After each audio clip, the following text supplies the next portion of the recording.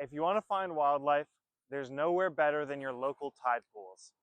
Today, we wanted to take you out and show you some of the animals you can find in the tide pool and how you can get started as a tide pooler.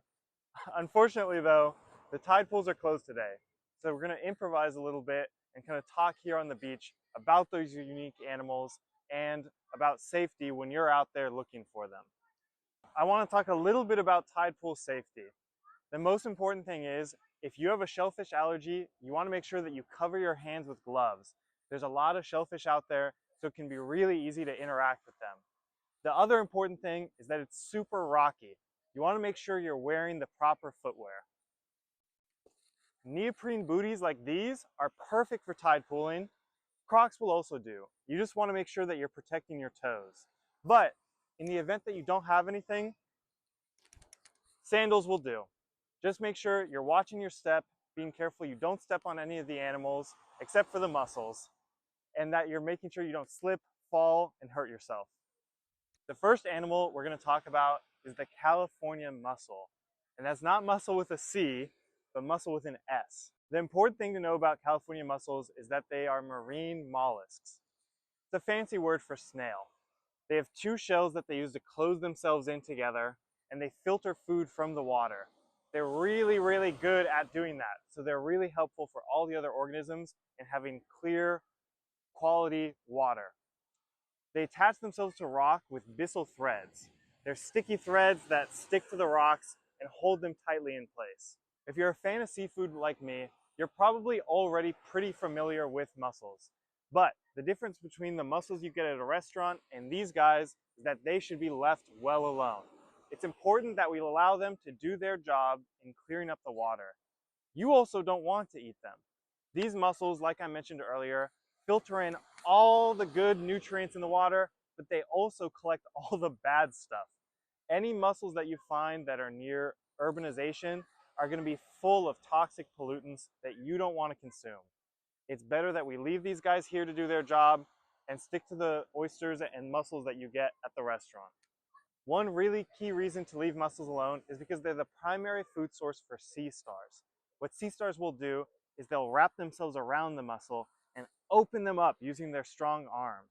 Then they throw up their stomach into the mussel, digest them from the inside out, and suck their stomach back in. It's a really cool process, but it takes a long time. It's important that if you see a sea star, you leave it attached where it is. They have a really hard time defending themselves from predators like seagulls, and the sun can be a huge damage to them. You'll often find in the tide pools that they're hidden in little crevices. Now, I mentioned earlier that they're really strong, but pulling them off the rock takes a lot of energy out of them. It's better to leave them be and appreciate them for what they are, where they are. The next animal I want to talk about are sea urchins, those purple balls of spine that you see in the tide pools. They're really important for keeping algae in check, but right now, because of the reduction in population of their predators, they're going unchecked themselves. The problem with urchins is that they'll eat and eat and eat and eat without ever stopping. Even when they're starving, they'll turn into what we call zombie urchins and keep eating and eating and eating. That creates what we call urchin barrens, big areas where there's no algae that can grow. And algae is really important for the health of the ocean and the tide pools. But I want to make a special note here. Even though I've talked about them being damaging to the ecosystem, it's important that we leave urchin barrens alone. You and I are not tasked to handle urchin barrens.